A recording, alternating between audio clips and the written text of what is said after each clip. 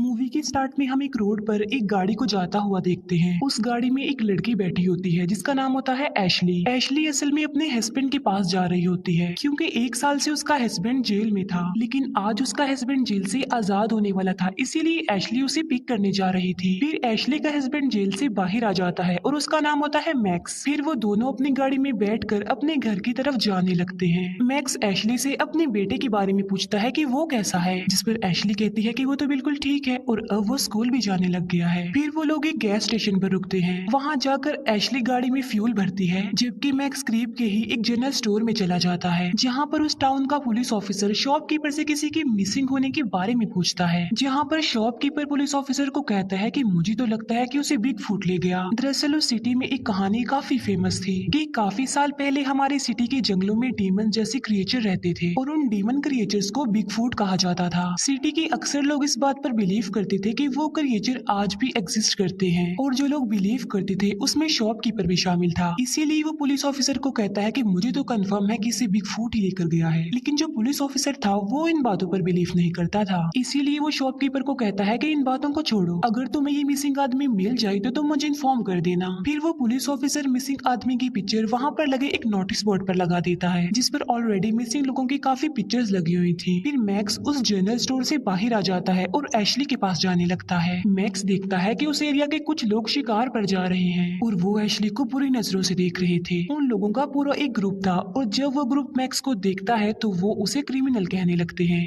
लेकिन ये दोनों हस्बैंड वाइफ उन लोगों पर ज्यादा ध्यान नहीं देते और उन्हें इग्नोर करके वहाँ से चले जाते हैं। फिर गाड़ी में मैक्स ड्रिंक करने लगता है, लेकिन एशली मैक्स को ड्रिंक करने से रोकती है क्योंकि उसे मैक्स का ड्रिंक करना, स्मोकिंग करना काफी बुरा लगता था। एशली गुस्से में मैक्स को कहती है कि तुम्हें जेल से आए हुए अभी कितनी देर हुई है कि तुमने स्मोकिंग शुरू कर दी। फिर उन दोनों की इस बात को लेकर बहस हो जाती है। वो लोग बहस करने में इतना ज्यादा बिजी हो जाते हैं कि उन्हें इस बात का तो ख्याल ही नहीं रहता कि उनकी गाड़ी के आगे एक आदमी आ गया है और ये उस आदमी को अपनी गाड़ी से हिट कर देते हैं। दोनों अपनी गाड़ी से बाहर आकर उस आदमी को चेक करने के लिए आगे बढ़ते हैं। तब ये देखते हैं कि वो आदमी इस एक्सीडेंट की वजह से बहुत ज्यादा इंजर्ड हो गया है, उसकी हालत काफी खराब है, उसकी दोनों टांगे बॉडी से अलग होकर कट चुकी हैं और उसकी बॉडी पर काफी गहरे चोट के निशान थे। ऐसा लग रहा था कि जैसे किसी जंगली जानवर ने उस पर अटैक किया हो। उस आदमी की ऐसी हालत देख कर ये सोच रहे थे कि शायद वो मर चुका है, लेकिन तभी वो आदमी मूव करने लगता है। तब एशली जल्दी से पुलिस को कॉल करने के लिए अपनी गाड़ी की तरफ भागती है, लेकिन मैक्स एशली को ऐसा करने से यानी पुलिस को कॉल करने से मना करता है क्योंकि अभी थोड़ी देर पहले ही तो वो जेल से बाहर आया था और इस एक्सीडेंट की वजह से वो बहुत बड़ी मुसीबत में फंस सकते थे। लेकिन एशली उसकी ये बात नहीं मानती और वो पुलिस को कॉल कर देती है। वो पुलिस को कहती है कि हमारी गाड़ी का एक्सीडेंट हो गया है और साथ साथ वो अपनी लोकेशन भी पुलिस को बता देती है। तभी अचानक से मैक्स को जंगल में कुछ दिखाई देता है, लेकिन इससे पहले कि वो समझ पाता कि ये क्या है, कोई उन पर पत्थर मारने लगता है। तब मैक्स और एशली दोनों ही गाड़ी के पीछे जल्दी से छुप जाते हैं, लेकिन जब दोबारा देखने के लिए मैक्स अपना सर बाहर निकालता है तभी एक पत्थर आकर सीधा मैक्स के सर पर लग जाता है, जिससे मैक्स पीछे की तरफ जाकर गिरता है और वहाँ से गिरता गिरता वो रिवर में जाकर गिरता है। तब एशली उसकी हेल्प करने के लिए उसके पास जाती है, लेकिन वो देखती है कि मैक्स तो बेहोश हो गया है। तब एशली मैक्स को बचाने के लिए जल्दी से रिवर में कूद जाती है, लेकिन पानी की लहरें बहुत तेज थी, इसीलिए वो आगे की तरफ चले जाते हैं। लेकिन जब पानी की लहरें कम हो जाती हैं तब एशली मैक्स को लेकर पानी से बाहर आ जाती है, लेकिन मैक्स स्टिल भी होश ही था। फिर एशली मैक्स को इमरजेंसी प्रोसीजर के जरिए होश में लाती है, जिससे मैक्स को होश आ जाती है। अब क्योंकि पानी बहुत ज्यादा ठंडा था और वो काफी देर पानी में ही रहे थे, इसी वजह से उन्हें सर्दी लगने लगती है। दूसरी तरफ हम देखते हैं कि जहाँ पर उस आदमी का एक्सीडेंट हुआ था वहीं पर हम एक डीमन जैसा क्रिएचर देख पाते हैं, जो उन लोगों की गाड़ी को धकेल कर रिवर में फेंक देता है और जिस आदमी का एक्सीडेंट हुआ था वो भी मर चुका था और वो डीमन क्रिएचर उस आदमी की डेड बॉडी को अपने साथ ले जाता है। दूसरी तरफ मैक्स और एशली को अभी तक ठंड लग रही थी, लेकिन उन्हें समझ नहीं आ रही थी कि क्या किया जाए। तब एशली मैक्स की लाइटर की मदद से वहाँ पर आग जलाते हैं और बाद में ये लोग अपने कपड़ों को ड्राई करने के लिए करीबी झाड़ियों पर रख देते हैं। फिर दोनों हस्बैंड वाइफ आग के पास बैठ जाते हैं। फिर हम देखते हैं कि वो पुलिस ऑफिसर वापस अपने पुलिस स्टेशन जा रहा है। रास्ते में उस पुलिस ऑफिसर को एक लेडी मिल जाती है जो कि अपने मिसिंग हस्बैंड के बारे में पुलिस ऑफिसर से पूछती है। उस लेडी का हस्बैंड उन्हीं लोगों में इंक्लूड था जो कि वहाँ से गायब हुए थे। अब जाहिर है पुलिस ऑफिसर के पास इस बात का कोई जवाब नहीं था, इसीलिए वो उस लेडी को कहता है कि आप बिल्कुल बेफिक्र हो जाए, बिल्कुल रिलैक्स रहें, हम आपके हस्बैंड को ढूंढ लेंगे एज सून एज पॉसिबल। ये कहकर वो पुलिस ऑफिसर वहाँ से चला जाता है। पुलिस स्टेशन के अंदर एक डेप्यूटी भी था। पुलिस ऑफिसर डेप्यूटी से पूछता है कि क्या आप इन बातों पर बिलीव करते हैं कि कोई बिगफूट होता है? जिस पर वो डिप्यूटी रिप्लाई करता है कि नहीं, ऐसी कोई चीज नहीं होती। लेकिन हम इस बात को फजूल भी नहीं कह सकते, इग्नोर भी नहीं कर सकते। तभी वहाँ पर एक फीमेल पुलिस ऑफिसर आ जाती है। वो पुलिस ऑफिसर को बताती है कि अभी मुझे एक लड़की की कॉल आई थी। वो लड़की बता रही थी कि हमारा एक्सीडेंट हो गया है। ये सुनकर वो पुलिस ऑफिसर जल्दी से उस एक्सीडेंट वाली लोकेशन पर पहुंच जाता है, जहाँ पर वो देखता है कि उन लोगों की गाड़ी तो रिवर में गिरी हुई है, लेकिन गाड़ी को रिवर से बाहर निकालते निकालते उन्हें रात हो जाती है। फिर वो पुलिस ऑफिसर गाड़ी को चेक करता है और उसमें से उसे मैक्स और एशली की पिक्चर्स मिलती हैं। तब वो अपने बाकी पुलिस ऑफिसर्स को कहता है कि इन दोनों के बारे में इंक्वायरी करो, पता लगवाओ इन दोनों का। उधर एशली और मैक्स एक दूसरे से प्रॉमिस करते हैं कि वो कभी भी नहीं लड़ेंगे, एक दूसरे का साथ कभी भी नहीं छोड़ेंगे। वो एक दूसरे के साथ प्यार से रहेंगे और अपने रिलेशन को अच्छा लेकर चलेंगे। नेक्स्ट डे एशली को वही आदमी नजर आता है जिसका उनकी गाड़ी से एक्सीडेंट हुआ था, लेकिन आंख खुलने पर एशली को रियलाइज होता है कि ये उसका सिर्फ एक नाइटमेयर था और कुछ नहीं। लेकिन तभी उन्हें पता चलता है कि जहाँ पर उन्होंने अपने कपड़े ड्राई करने के लिए रखे थे, वहाँ से एशली के कपड़े गायब थे, क्योंकि वहाँ पर सिर्फ मैक्स के कपड़े थे, एशली के नहीं थे। तब मैक्स एशली को अपनी टी शर्ट पहना देता है और अब वो रिवर को फॉलो करने का डिसीजन लेते हैं। लेकिन थोड़ी दूरी पर ही जाते ही इन्हें रियलाइज होता है कि आगे कोई भी रास्ता नहीं है, इसीलिए वो आगे बढ़ने के लिए जंगल में से ही गुजरने लगते हैं। लेकिन यहाँ पर हम देख पाते हैं कि कोई इनका काफी देर से पीछा कर रहा था और जो इनको फॉलो कर रहा था उसमें ये एबिलिटी थी कि वो खुद को जंगलों में हाइड कर सकता था और वो खुद को नेचर में इस तरह छुपा लेता था कि उसे ढूंढना तो इम्पॉसिबल था। इसीलिए वो इनके इतना करीब होने के बावजूद भी ये उसे नहीं देख पा रहे थे और ये कोई और नहीं बल्कि वही डीमन क्रिएचर था जिसे लोग बिगफुट कहते थे। तभी अचानक से इन्हें गोली चलने की आवाज सुनाई देती है, लेकिन चेक करने पर इन्हें पता चलता है कि वहाँ पर वो लोग हैं जो शिकार पर आए थे, जो इन्हें गैस स्टेशन पर भी मिले थे। फिर वो दोनों सोचते हैं कि शायद वो हमारी हेल्प कर दें, इसीलिए वो लोगों के पास जाने का डिसीजन लेते हैं। अब यहाँ पर मैक्स एशली को उन लोगों की नजरों से बचाने के लिए उसे वहीं पर छुपा रहने को बोलता है और उनसे मदद मांगने के लिए मैक्स खुद जाता है उन लोगों के पास। और जब वो लोग मैक्स को देखते हैं तो वो उस पर हंसने लगते हैं। मैक्स उन लोगों को समझाने की काफी कोशिश करता है कि प्लीज मुझे फोन दे दीजिए ताकि मैं हेल्प के लिए किसी को कॉल कर सकूं। वहीं पर उन लोगों के ग्रुप का एक लीडर भी होता है जिसका नाम होता है बीडी। बीडी मैक्स को कहता है कि हमारे पास तो कोई फोन नहीं है क्योंकि जंगल में सिग्नल्स नहीं आते, इसीलिए हम कोई मोबाइल नहीं लाए। लेकिन बीडी के पास एक रेडियो होता है जिस पर मैक्स कहता है कि आप मुझे अपना रेडियो ही दे दीजिए फिर। लेकिन बीडी उसे रेडियो देने से भी इनकार कर देता है और इवन जब मैक्स उससे ये पूछता है कि आप एटलीस्ट हमें मेन रोड का रास्ता ही बता दीजिए, तो वो मैक्स को ये भी नहीं बताता। एशली जो कि छुपी हुई थी, अचानक से उसके पीछे बिगफुट आ जाता है और बिगफुट एशली का बाल काट कर ले जाता है। लेकिन जब एशली टर्न करके देखती है तो वहाँ पर कोई भी नहीं होता क्योंकि बिगफुट वहाँ से जा चुका था तब तक। लेकिन एशली डर जाती है और वो भागते भागते मैक्स के पास आ जाती है और जब वो ग्रुप के लोग एशली को उस हालत में देखते हैं तो वो उस पर हंसने लगते हैं, उसका मजाक बनाने लगते हैं। लेकिन अब बेडी अपने ग्रुप के लोगों को खामोश रहने को बोलता है और उन दोनों हस्बैंड वाइफ की हेल्प करने के लिए तैयार हो जाता है। वो मैक्स और एशली दोनों को कपड़े देता है, फिर ये सब लोग मिलकर वहाँ से जाने लगते हैं। फिर हम देखते हैं पुलिस ऑफिसर को जो एशली और मैक्स के बारे में सब कुछ पता लगवा चुके थे। लेकिन अब तक पुलिस ऑफिसर को ये बात समझ में नहीं आ रही थी कि आखिर वो लोग गए कहाँ पर हैं, उनके साथ रास्ते में क्या हुआ होगा, क्योंकि इंक्वायरी में उन्हें ये बात पता चली थी कि किसी ने उनकी गाड़ी को धक्का लगाकर रिवर में फेंका था। अब डिप्यूटी को बिगफुट की कहानी पर यकीन आने लगा था। उसका कहना था कि कहीं ये बिगफुट ने तो नहीं किया, लेकिन पुलिस ऑफिसर इस बात को मानने से साफ इनकार करता है। उसका मानना था कि आज के टाइम में कोई बिगफुट, कोई क्रिएचर्स नहीं होते। एशली और मैक्स उन लोगों के साथ जा रहे थे, लेकिन रास्ते में ही बीडी फिर से उन लोगों का मजाक बनाने लगता है और बीडी एशली के बारे में गलत वर्ड्स बोलने लगता है। अपनी बीवी के बारे में ऐसी बातें सुनकर मैक्स को बहुत ज्यादा गुस्सा आ जाता है बीडी पर। लेकिन अब क्योंकि ग्रुप के लोग तादाद में काफी ज्यादा थे, इसीलिए मैक्स उन्हें कुछ भी नहीं कहता। तभी ग्रुप के दो लोग उनसे अलग हो जाते हैं। उनमें से एक को ट्री के पास कुछ अजीब सा नजर आता है और वो था बिगफुट। अब क्योंकि बिगफुट ने खुद को जंगल में छुपाया हुआ था, इसीलिए वो उस आदमी को नजर नहीं आ रहा था। तभी एक तीर आकर सीधा उस आदमी के गले के आर पार हो जाता है और वो आदमी वहीं पर ही दम तोड़ देता है। उस आदमी का साथी जब वापिस आता है तो वो देखता है कि उसका साथी तो मर चुका है। तभी सडन एक तीर आकर उसके गले में भी लग जाता है। अब ना तो वो बोल सकता था और ना ही हेल्प के लिए चिल्ला सकता था और तभी बिगफुट उसके सामने आ जाता है। बिगफुट अपने हाथों से उस आदमी की दोनों आंखें ही फोड़ डालता है और बाद में बहुत बुरे तरीके से उसके सर को क्रश कर देता है। तभी उन लोगों का तीसरा साथी उन्हें बुलाने के लिए वहाँ पर आ जाता है, लेकिन उस आदमी को वो दोनों कहीं पर भी नहीं मिलते क्योंकि बिगफुट उनकी डेड बॉडीज को अपने साथ ही ले गया था। और तभी वो भी बिगफुट की आवाज को सुन लेता है, लेकिन जब वो अपने इर्द गिर्द देखता है तो उसे वहाँ पर कोई भी नजर नहीं आता, जिसकी वजह से वो डर जाता है और तेजी से वहाँ से भागने लगता है।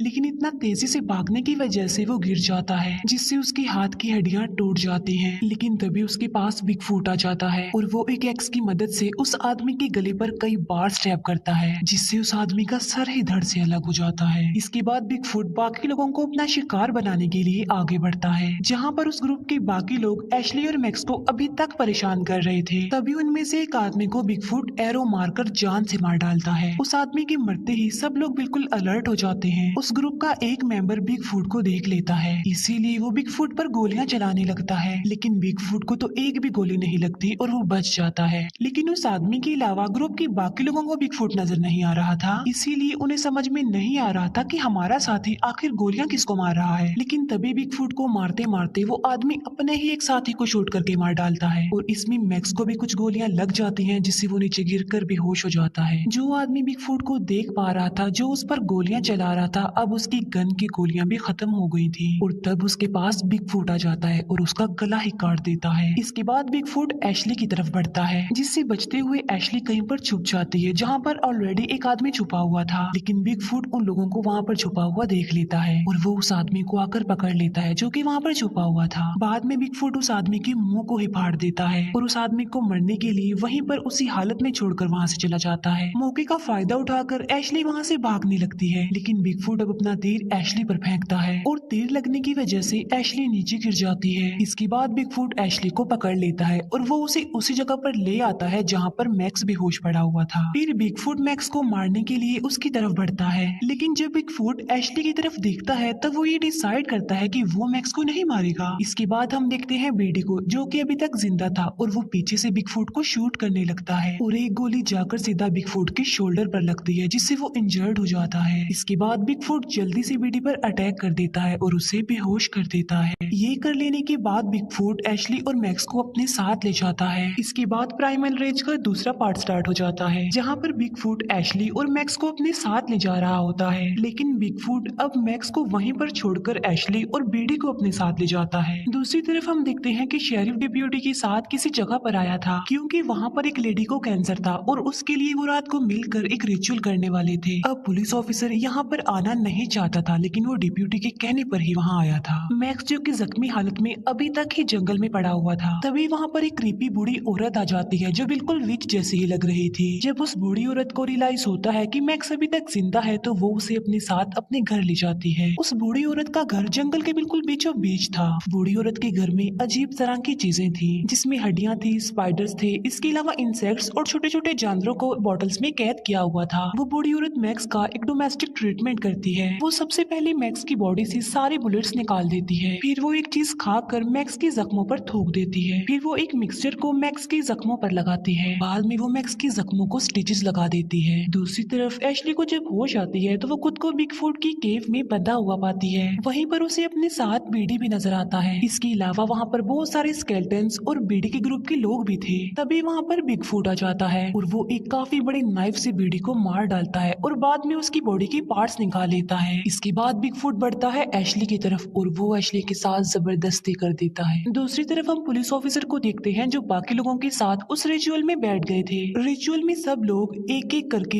एक उनका बनाया गया ड्रिंक पीने लगते हैं। अब ना चाहते हुए भी पुलिस ऑफिसर को वो ड्रिंक पीना पड़ता है। फिर वो लोग अपने ट्रेडिशन के मुताबिक सिंगिंग करने लगते हैं और थोड़ी देर में उस ड्रिंक को पीने की वजह से पुलिस ऑफिसर की तबीयत खराब होने लगती है। पुलिस ऑफिसर को कुछ अजीब ही फील हो रहा था और फिर उसे विजन्स आने लगते हैं। सारे विजन्स काफी अजीब थे। पुलिस ऑफिसर को डेप्यूटी की शक्ल काफी डरावनी लग रही थी, लेकिन डेप्यूटी की शक्ल फिर एकदम से ठीक भी हो जाती है और जो लोग वहाँ पर ट्रेडिशन का कॉस्ट्यूम पहनकर डांस कर रहे थे, पुलिस ऑफिसर को उनमें से एक बिग फूट जैसा लग रहा था। फिर पुलिस ऑफिसर देखता है कि जो आदमी ये रिचुअल कर रहा है वो उस लेडी जिसे कैंसर है उसे लिटा कर वो उसके पेट को काट देता है और उसका कैंसर ठीक कर देता है। और हैरान कर देने वाली बात तो ये है कि उस लेडी को जरा भी पेन नहीं होती। लेकिन अब पुलिस ऑफिसर इन अजीब विजन से तंग आ गया था, उसे बहुत ज्यादा पसीने आने लगते हैं, इसीलिए वो वहाँ से बाहर आ जाता है। फिर अगले दिन जंगल में जब मैक्स को होश आता है, तो उसके सामने बैठा होता है police officer. Max police officer से एशली के बारे में पूछता है कि मेरी वाइफ कहाँ पर है। यहाँ पर वो पुलिस ऑफिसर जो पहले बिग फूट की कहानी पर यकीन नहीं करता था, अब उसे सारी बात समझ आ गई थी, इसीलिए अब वो सारी बात मैक्स को समझाने लगता है। पुलिस ऑफिसर मैक्स को बताता है कि आज भी हमारे जंगलों में एक डीमन क्रिएचर रहता है और इस क्रिएचर को हम बिग फूट कहते हैं। और अब पुलिस ऑफिसर ऑफिसर बताता है कि आखिर ये बिगफूट है कौन। वो कहता है कि ये डीमन क्रिएचर हमारे कबीले के पुराने लीडर हैं और एक जमाने में तो ये हमारे भी लीडर हुआ करते थे, लेकिन अब उनकी सॉल बिगफूट के रूप में आकर हमें डरा रही है। और ये एक एंशिएंट लीडर है जो कि काफी पुराने कबीले से बिलोंग करते हैं और जब से इनका कबीला बना था ये तभी से हमारे बीच इन जंगलों में रह रहे हैं, इसीलिए तो वो एंशिएंट टाइम की वेपन्स को अच्छे से चला सकते हैं। यानी सिंपल अगर कहा जाए तो वो एंशिएंट लीडर की सॉल है। पुलिस ऑफिसर मैक्स को बताता है कि तुम्हारी वाइफ एशली को वही उठा कर ले गया है और तो और बिगफूट अब इंजर्ड भी है क्योंकि उसके शोल्डर पर गोली लगी थी। अब क्योंकि मैक्स ने एशली को ढूंढना था